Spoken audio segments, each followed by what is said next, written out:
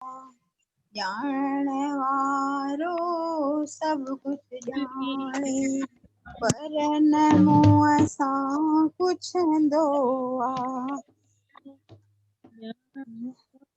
दीदी वो चओ ना मेले जो पर्चो मिलियो आ।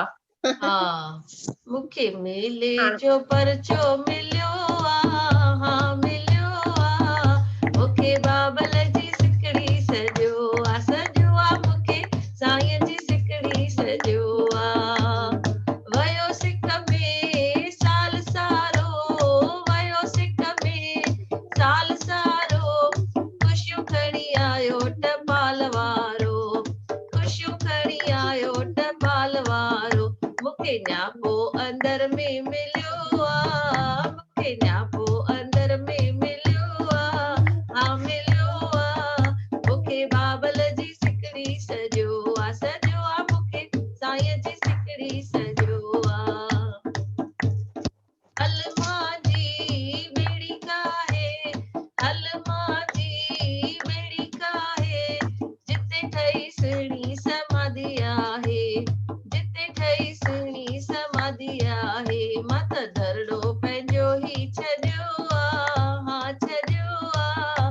मूंखे बाबल जी सिकड़ी सॼो आ, सॼो आ मूंखे साईं जी सिकड़ी सॼो आ। पंहिंजे बाबल सां वञी मिलंदसि, पंहिंजे बाबल सां वञी मिलंदसि।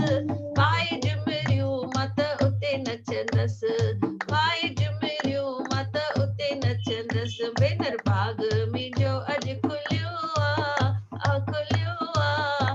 मूंखे बाबल जी सिकड़ी सॼो आ, सॼो आ मूंखे साईं जी सिकड़ी सॼो आ। मूंखे मेले जो पर्चो मिलियो आ, हाँ मिलियो आ।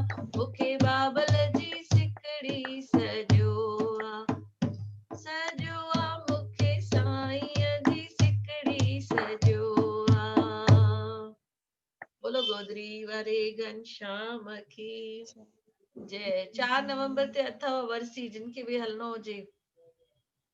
दीदी ट्रेन कीअं वेंदव? ट्रेनूं घणो करे खुली वयूं आहिनि न, पर चवनि था अचनि, उन्हनि अलाउंस किथे कयो अथनि? अच्छा वो चेक था करूं, ॿुधायां थी सुभाणे।